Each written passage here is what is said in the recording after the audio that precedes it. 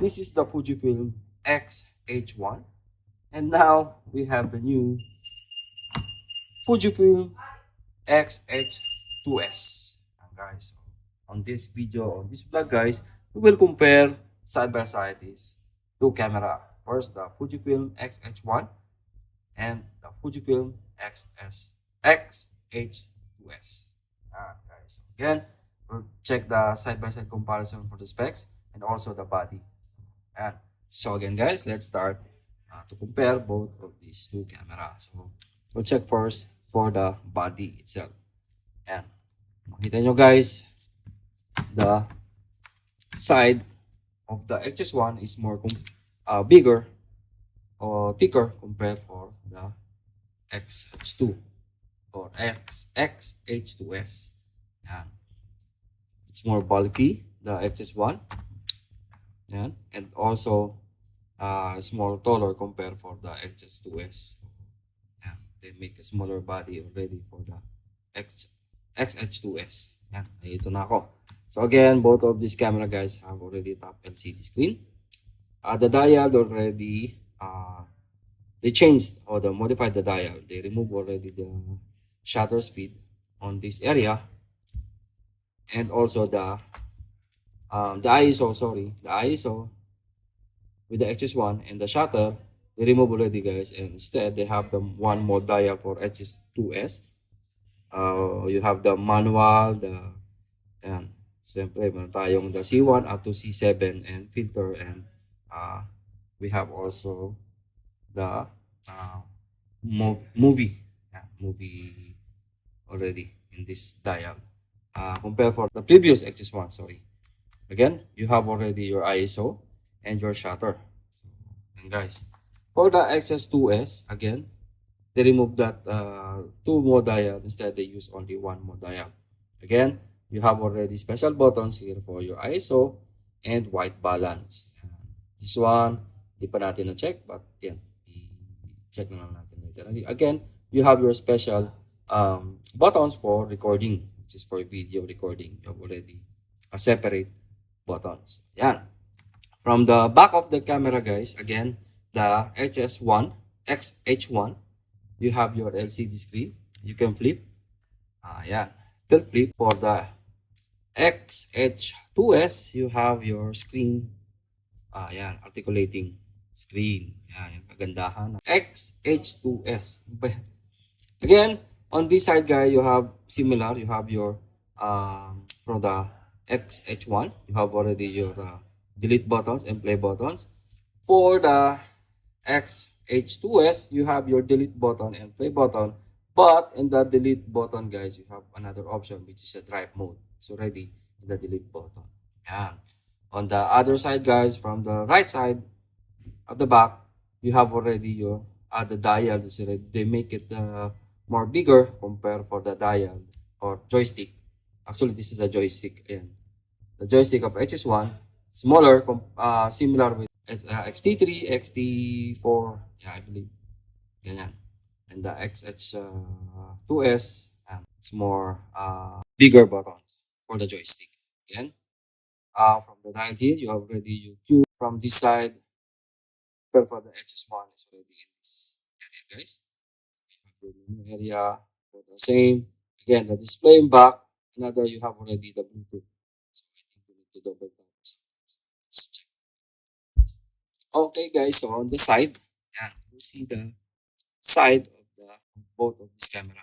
Again, for the X-H1, see, and USB 3.0, USB 3.0 with 3.5 jack and micro HDMI. So micro HDMI 3.0, and I think this remote, and 3.0 USB again, and HDMI is micro. For the X-H2s, the HDMI already, it's the normal HDMI. So for me, I love the normal HDMI, not prone to damage.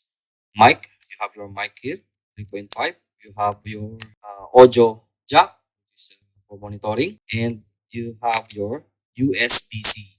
It's already USB-C, guys, compared for the micro HDMI and USB 3.0. Guys, on side, again from the front, they remove already your dial here because It's, sorry again, you have your manual, continuous, and single for focusing. This area, the remove guys, I believe it's already front. Check na lang natin again guys. On the other side guys, again, see, you have already, on the previous one, again, the previous one you have two SD card, two SDs, I think it's UHS2. It's UHS2 already. Two SD, XC, US2. And it's two slot. The in the Fujifilm X2s, X-H2s, you have your CF Express Type B and you have your SD cards. Yeah, you have two slot again, CF Express Type B and the SD cards. And guys, again, let's check and compare the specs. Why is the Fujifilm X-H2s is more better compared to this one? Yeah. Again, guys, both of this camera have the same sensor. It's a crop sensor. But the HS1 is released last 2018 with 14 frames per second, 24 megapixels, while the X-H2s is released last this year only, guys, 2022, with a 26 megapixel and 15 frames per second. Again, reason to choose or reason to buy, reason why you will choose the X-H2s compared for the X-H1. Again, for the video recording limit, for the HS2s, it's unlimited, guys. So it depends already with your memory card. Again, if you have more bigger memory card like CF Express Type B, 512 GB, depends, guys. Again, the memory cards. While the HS1 is limit until 30 minutes. So again, it depends on your memory card and sensor resolution. Again, it's 26 megapixel over 24 megapixel. So, yeah. Number of focusing point, guys. You have already 425 focusing point for the X-H2s, while 325 focusing point X1. Yeah. Sa LCD screen, again, LCD resolution, you have already 1.620K dots for the X-H2s. And you have 1.040 dots, K dots with the X1. Again, for continuous shooting, guys, 40 frames per second is 40 frames per second, while 14 frames per second X1. The battery life, again, because this is more compact, again, you have 580 shots compared for 310 shots of HS1. So, at least it's full charge. The weight, guys, this is more lighter, be compact and smaller. This is 660 grams over 673 grams. What's difference? Again, headphone jack. You have already headphone jack for the HS1, HS2s, while you don't have the headphone jack for HS1. I believe if you use the battery clip, it's already with the headphone jack. Yeah, you need a battery clip on this HS1. For the HDMI, again, I prepared the full size of HDMI.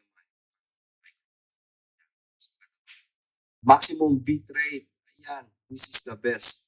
While while why you are considering buy this X-H2s over the X-H1 because of maximum video bit rate. It's 720 megabits per second over 200 megabits per 200 Mbps or megabits per second of X-H1. So, napakasulit talaga na ito. 720. Panalo. Again, you have a dual SAT CF Express card Type B and animal eye autofocus tracking. It's already in the HS2s, while the HS1 still they don't have the focus tracking. We don't know, someday maybe they will make an update of this version and animal eye autofocus tracking. So, natin alam, guys. Vehicle tracking also in the HS2s.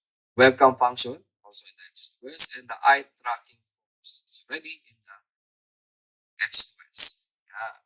Again, guys, so reason why you consider to purchase the X1 over X-H2 in 2022. So again, first is the anti-flicker.